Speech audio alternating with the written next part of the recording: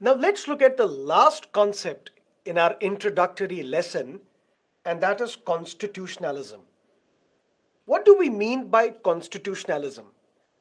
This concept is often attributed to John Locke, who is known as one of the important political scientists and theorists of all time. John Locke says that government should, must be, and can be limited in its powers. This is where we come across a doctrine called doctrine of limited government, which means the powers available with the government are not unlimited. There is a limitation on the powers of the government. It's not that the government can do anything.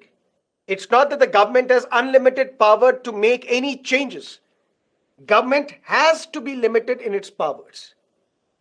And whether this government is legitimate or not will be decided by the fact whether they are observing these limitations or not. Long story short, here is a government.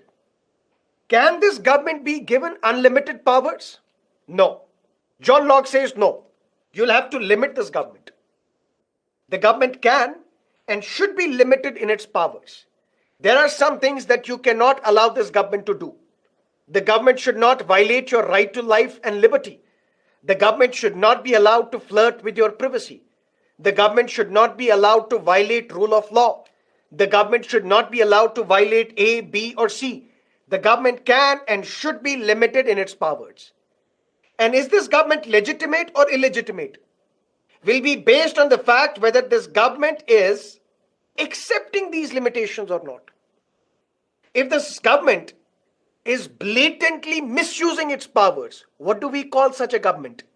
Illegitimate government. That's why some people allege that this government is illegitimate. This government is doing unconstitutional things. Any government for that matter, government of another country, it's unconstitutionally working.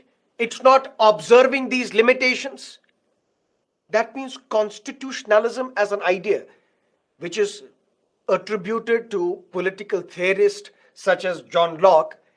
According to this concept, the governments can and ought to be limited in its powers. And its credibility, its legitimacy depends upon whether it is observing these limitations or not. In India, there are various tools on the basis of which we implement constitutionalism. We practice constitutionalism. We practice what is known as the doctrine of limited government. What are the ways in which we implement constitutionalism in India? Number one, separation of powers. We have a government. Can this government make laws? No. Can this government punish people for committing crimes? No. For punishing people who commit crimes, that's the job of the judiciary. For making laws, that's the job of the legislature. So separation of powers is one way of ensuring that we follow constitutionalism. Otherwise, the government can call anybody anti-national and punish those individuals. The government can start making its own laws. Separation of powers is one way of ensuring constitutionalism. Another way is responsible and accountable government. If you like a government, if you like the working of a government, every 5 years there are elections and you can vote this government back to power. If not, there is another way of keeping a check on the government by the people. Every 5 years, if a government is not fulfilling its constitutional obligation, if it is violating constitution, if it is flouting the constitution, if it is creating unnecessary hurdles for the people, if this government is doing something which is not allowed by the constitution, then this government can be voted out of power by the people. So one way of ensuring constitutionalism is through separation of powers. The other is through responsible and accountable government. The government is accountable to the public. If this government is performing actions which are unconstitutional, which are unethical, this government will be voted out of power. That means people will keep a check on the powers of the government. Third, popular sovereignty. Sovereignty lies with the people. This is where our constitution starts as well. The first initial phrase mentioned in the preamble, we the people of India.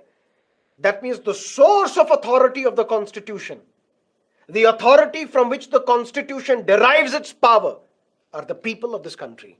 Popular sovereignty lies with the public. Public keeps a check on the government. That's what some people say. That's what there was a popular song as well. ये जो public है ये सब जानती है. Popular sovereignty lies with the public. Fourth important way of ensuring constitutionalism is rule of law. This is something that we will discuss in great detail in fundamental rights, more specifically when we will discuss Article 14. But what is rule of law? Nobody shall be punished in body or goods except for a breach of law. If I have violated a law, I can be arrested. I can be sent to jail. I can be hanged as well. If I've committed any crime, if I've committed corruption, my property can be confiscated. But if I'm a law-abiding citizen, I have not committed any crime, can I be arrested? No, I should not be. If I'm arrested without committing any crime, then rule of law is violated. The first important principle of rule of law is that nobody shall be punished in body or goods except if this person has violated law. It is this rule of law which ensures constitutionalism, which keeps a check on the powers of the government. Another, independent judiciary. Even if the government arrests you, even if the police, which is under the government, arrests you, even if you have not committed any crime, even if you are a law-abiding citizen and the government has used or misused the police machinery and got you arrested, the independent judiciary will set me free. The independent judiciary, which is the custodian of the Constitution, which is the guarantor of my fundamental rights, which is the protector of my fundamental rights, which will ensure constitutionalism. And then we have the individual rights mentioned in the Constitution. Fundamental rights, for example. We say these fundamental rights are negatively worded. What do we mean by negatively worded fundamental rights? The state shall not deny equality. The state shall not discriminate. The state shall not deprive an individual of his right to life and personal liberty. The state shall not do this, the state shall not do that. That means fundamental rights chapter. These individual rights, they impose limitations on the powers of the government, that the powers available with the government are not unlimited. There is a limitation on these powers. The government should not violate the right to life, liberty, privacy, dignity of an individual. And it is through this that we ensure constitutionalism. Long story short, what is constitutionalism? Constitutionalism means that the government can and should be restricted in its powers, limited in its powers. It does not have unlimited powers to do anything that it wishes to do. It has to follow the Constitution. How do we keep a check on this government? Through separation of powers. The government can only implement laws. It cannot pass laws. It cannot punish people. That's the job of the judiciary. Responsible and accountable government. If this government is not doing its constitutional duty, performing its duty, it will be voted out of power by the people. Because popular sovereignty, ultimate power, lies with the people of this country. Rule of law. If I have not violated any law, not committed murder, not committed dacoity, why should I be arrested?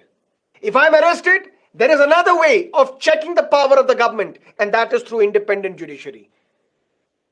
And then fundamental rights chapter, which ensure constitutionalism. Don't discriminate. Don't deny equality. Don't violate the right to life and personal liberty. That's not the power available with the government. And this is constitutionalism.